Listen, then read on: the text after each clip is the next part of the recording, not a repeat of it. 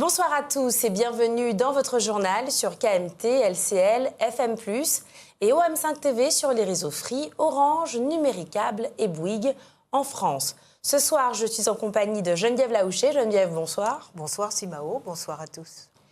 Voici quelques-uns des sujets que nous allons aborder ce soir.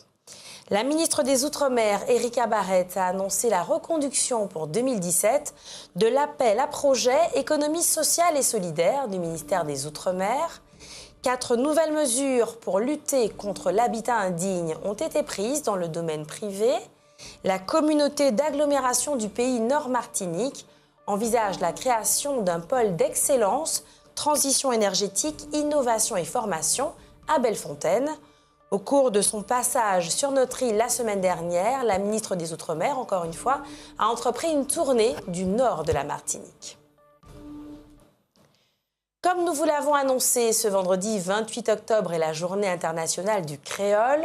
De nombreuses manifestations se sont déroulées à cette occasion afin de célébrer cette langue, ou plutôt ce groupe de langues qui compte des millions de locuteurs dans le monde.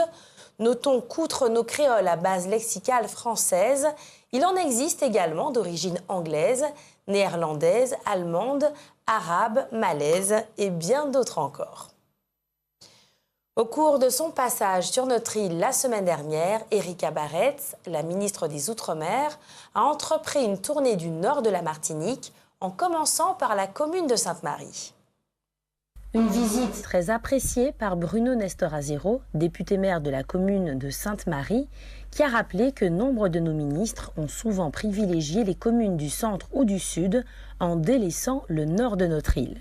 À Sainte-Marie donc, il a notamment été question de la reconstruction du stade, outil fondamental pour les activités sportives des Samaritains.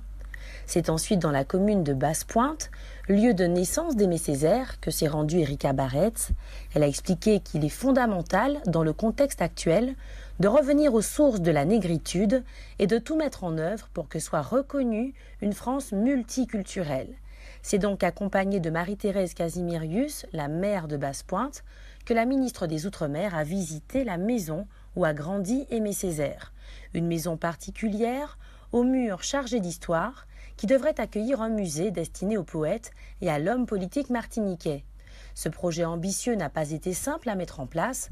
Madame Casimirius a expliqué que cette maison appartenait à des particuliers qu'il a fallu convaincre de vendre. Désormais, le défi de la commune est immense.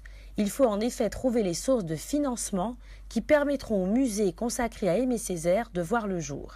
Ericka Bareisz a affirmé que cette visite sur le terrain n'est en réalité qu'un premier contact. Une délégation sera reçue à Paris pour continuer le travail entrepris et mener à bien ce projet de construction. Serge Letchimy, député de la Martinique, a exprimé sa satisfaction quant à la visite de la ministre des Outre-mer, insistant sur l'importance de cette rencontre prévue à Paris autour du développement de la commune de Basse-Pointe.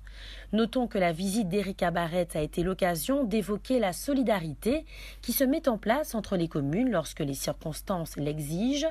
Le Martinique Surf Pro, compétition internationale de surf, qui a lieu depuis 2 ans sur le spot de Basse-Pointe, a ainsi mobilisé plusieurs communes en termes de logistique, de fourniture de matériel, comme par exemple les barrières Vauban nécessaires à la sécurisation du public.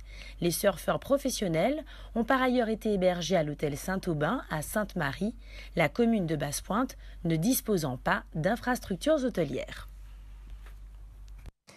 Si un arrêté municipal avait provisoirement défendu il y a quelques jours l'accès à la plage de Lons-Salane, le maire des Trois-Îlets, Arnaud-René Corail, a tenu à préciser qu'il n'y avait absolument aucun rapport avec les vers de chien. Il s'agissait simplement d'attendre que les eaux soient plus saines suite à la crue de la rivière voisine, susceptible de transporter des impuretés. Rappelons que les vers de chien, ce sont ces particules que l'on retrouve dans les excréments canins et qui, lorsqu'elles entrent en contact avec la peau, provoquent des infections causant d'intenses démangeaisons. Une rumeur avait couru disant donc qu'il y avait des vers de chien dans les eaux à proximité de Lons-Salane. Des avocats de France et de Martinique ont lancé une plateforme internet, MySmartCab, qui regroupe les plaintes des citoyens souhaitant dénoncer les pratiques des établissements bancaires sur le mode de calcul des intérêts des prêts immobiliers. Chaque année, seuls 200 contrats environ sur 1 million sont contestés par les emprunteurs. Une centaine de Martiniquais ont d'ores et déjà déposé leur dossier sur cette plateforme. L'étude du dossier, rappelons-le, est gratuite.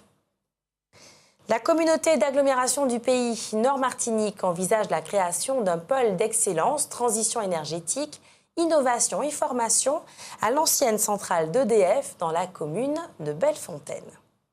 Il s'agit de renforcer l'attractivité d'un territoire en difficulté économique par rapport aux autres parties de l'île.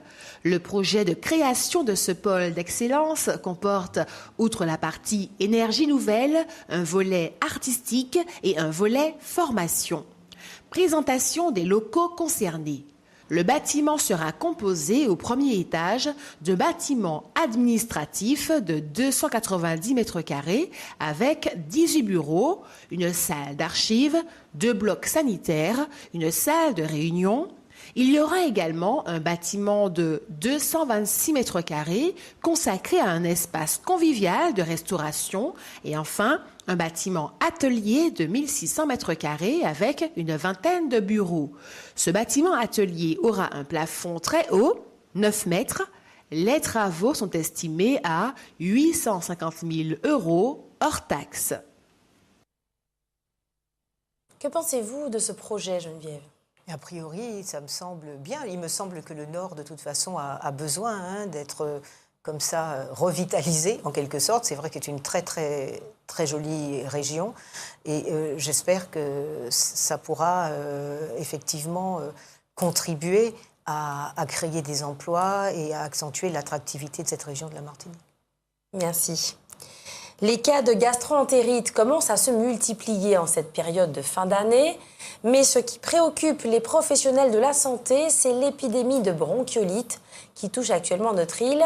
Cette maladie respiratoire qui concerne essentiellement les enfants en bas âge a déjà été contractée par 250 personnes chez nous. Leur état a souvent nécessité un passage aux urgences ou une hospitalisation.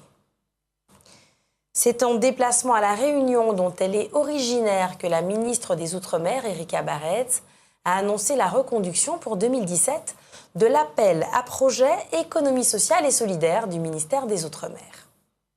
Doté de 2 500 000 €, cet appel à projet sera ouvert en janvier. La sélection des projets se fera tout au long du premier semestre. Il faut savoir que tous les préfets de tous les Outre-mer, y compris Mayotte et Saint-Pierre-et-Miquelon, sont impliqués dans ce projet qui a pour ambition de soutenir la créativité locale ainsi que la réponse aux besoins sociaux et économiques. Notons qu'à l'occasion du premier appel, 336 projets avaient été déposés et que 44 avaient été subventionnés pour environ 50 000 € en moyenne. Parmi les lauréats, il y avait 12 Réunionnais et c'est précisément en leur remettant leur prix que la ministre a annoncé le deuxième appel à projet. Erika Barretz a affirmé, citons-la, « Ces appels à projet donnent vie à des projets de qualité, utiles socialement et générateurs d'emplois locaux. Ils contribuent ainsi à l'émergence d'un modèle de développement adapté à la diversité des territoires ultramarins. » Souhaitez-vous réagir, Geneviève ? Non, merci, Simao. Rappelez-vous, il y a quelque temps, la compagnie aérienne Corsair semblait moribonde. En tout cas, sur la ligne des Antilles, on parlait même de son rachat par Air Caraïbes. Mais ce temps-là est bien passé. Corsair se fait une deuxième jeunesse partout où elle est présente. Récemment, elle a fêté ses 20 ans de liaison entre Madagascar et Paris. La compagnie a fait savoir qu'elle a l'intention de desservir toutes les îles de l'océan Indien. Cette annonce vient renforcer la desserte des Caraïbes avec les lignes Martinique, Guadeloupe ou encore les îles de Saint-Martin, de Saint-Barthélemy ainsi que de Sainte-Lucie. Évidemment, Corsair dessert régulièrement déjà l'île de la Réunion, Mayotte et l'île Maurice. Dans cette région du monde, elle va s'associer avec une compagnie plus strictement régionale des îles Vanille. Hier, nous vous parlions sur ce plateau de l'habitat indigne. Il convient de savoir que 4 nouvelles mesures pour lutter contre ce fléau ont été prises dans le domaine privé. Un sous-préfet référent en matière de lutte contre l'habitat indigne sera désigné dans chaque département. Il s'agit essentiellement d'accompagner dans les campagnes des propriétaires qui n'ont pas d'argent ou qui, très âgés, ne peuvent pas entreprendre de travaux sur leur patrimoine. Le rôle de ce préfet sera de piloter le pôle départemental de lutte contre l'habitat indigne, PDLHI, avec pour mission d'améliorer la coordination des différents services de l'État, d'accompagner les acteurs locaux engagés dans le traitement des logements insalubres et de maintenir un lien avec la justice pour sanctionner les actes délictueux. Des mesures importantes. Ah oui, je pense que c'est une priorité parce que si on marche un petit peu en Martinique, on se rend bien compte qu'il y a vraiment encore un habitat indigne très, très développé. Hein. Et c'est aussi une occasion de sanctionner éventuellement les marchands de sommeil qui, je pense, sont très nombreux. Et il faut bien se rendre compte que l'habitat est absolument essentiel, notamment pour les enfants. Lorsque vous avez des enfants qui habitent dans un logement qui est insalubre, dans un logement extrêmement exigu, où on ne peut pas ranger les affaires, etc., eh bien, ces enfants ont presque automatiquement des difficultés à l'école. Parce que si la maison n'est pas en ordre, dans une certaine mesure, leur cerveau, finalement, ne sera pas en ordre et ils auront beaucoup de difficultés à apprendre et à reproduire de façon ordonnée ce qu'on leur enseigne. Donc c'est non seulement une mesure d'égalité au niveau du logement, mais c'est aussi une mesure qui favorise l'égalité dans bien d'autres domaines, en définitive, et notamment dans la réussite sociale. Je vous remercie. Eduardo Cunha, ex-homme fort du Parlement brésilien et désormais en prison préventive, est devenu un véritable baril de poudre, estime un politologue de son pays. Sa mise sous les verrous a en effet de quoi donner des sueurs froides à Brasilia. Connu pour son imprévisibilité et son pouvoir de nuisance, Eduardo Cunha dévoilera-t-il des méfaits de ses confrères en échange de sa liberté et de l'arrêt des poursuites contre sa femme et sa fille, elles aussi sous le coup d'accusations judiciaires? Ne se vante-t-il pas d'avoir entre ses mains tout pouvoir de décision? Quant à l'ancienne présidente Dilma Rousseff, dont il a organisé la destitution, elle affirme haut et fort que les arguments utilisés contre elle ne sont que des prétextes. D'ailleurs, fait-elle remarquer, elle n'a pas été destituée de ses droits politiques, comme la procédure le prévoit pourtant. En outre, les pratiques budgétaires qu'on lui reproche ont également été menées par tous ses prédécesseurs. Elle dénonce donc une manœuvre d'une oligarchie délinquante cherchant par tous les moyens à échapper à la justice. Par ailleurs, le secrétaire général de l'OEA, Organisation des États américains, après une analyse détaillée du dossier, n'a-t-il pas déclaré qu'aucune accusation criminelle n'existait contre la présidente et que le seul reproche dirigé contre elle était une mauvaise gestion des contrats publics en 2014 ? Le rapport en concluait que la procédure suivie n'était en rien adaptée à cette affaire et qu'il s'agissait en réalité d'une accusation de nature politique qui ne justifiait en aucun cas une mesure de destitution. À l'heure où, en Europe, les affaires d'argent illégalement placées à l'étranger et les agissements de certains hommes politiques et de leur entourage entraînent contre eux des poursuites judiciaires, peut-on dire, toute proportion gardée, bien sûr, que de telles pratiques demeurent l'exclusivité de pays que le monde riche qualifie avec mépris de république bananière. Eduardo Cunha est-il véritablement, selon vous, devenu un baril de poudre ? Ah oui, parce qu'il connaît beaucoup de choses. Il connaît forcément beaucoup de choses, puisque c'est parce qu'il connaît des choses qu'il a réussi à faire destituer la présidente Dilma Rousseff.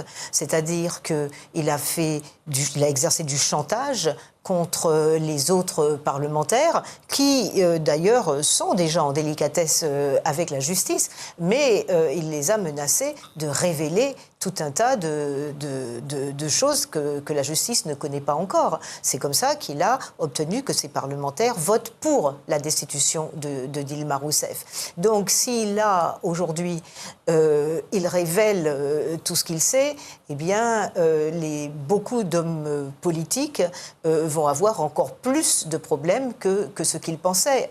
Alors maintenant, il faut savoir, parce qu'on a l'impression finalement que Eduardo Cunha, c'est une sorte de personnification du mal absolu, alors qu'il est un grand évangélique devant l'Éternel. Hein. C'est très curieux. Et alors, est-ce qu'il aime réellement sa femme et sa fille, parce qu'elles ont largement profité de ses largesses, de cet argent qu'il a détourné, et est-ce qu'il les aime véritablement, et est-ce qu'il va vouloir les protéger? Mais à ce moment-là, s'il les protège, eh bien, il va certainement collaborer, comme on dit. Il y en a énormément d'hommes politiques et de grands décideurs économiques au Brésil en ce moment qui sont en train de collaborer et qui dénoncent à tour de bras leurs anciens comparses. Alors, est-ce qu'il va faire ça pour pouvoir épargner la prison éventuellement à sa femme et à sa fille? Et puis, c'est quelqu'un qui ne recule devant rien, parce que même s'il avait préparé sa valise, en fait, déjà, parce qu'il savait qu'il serait arrêté, il continue à proclamer, alors que toutes les preuves s'accumulent, il continue à proclamer que son arrestation est insensée, quoi. C'est quelqu'un qui est largement incompréhensible. Le problème, c'est que lorsque je compare à d'autres hommes politiques ailleurs, eh bien, il ne me semble pas non plus facile de comprendre leur logique. On a l'impression que ce sont des gens à qui le pouvoir a tourné la tête, ou peut-être qu'ils avaient déjà la tête un peu particulière avant, mais cela fait très très peur, quoi. On se dit que la population n'est rien pour ces gens-là. Il n'y a que qui compte, et ils sont capables absolument de n'importe quoi. Alors qu'il y a des règles démocratiques qui existent en principe au Brésil. Donc ça veut dire qu'on peut détourner avec une grande facilité les règles de la démocratie. Donc on a l'impression d'être des pions finalement, nous les citoyens lambda. Merci Geneviève. Toute l'actualité des régions d'outre-mer et des ultramarins de l'Hexagone sur outremernews.fr.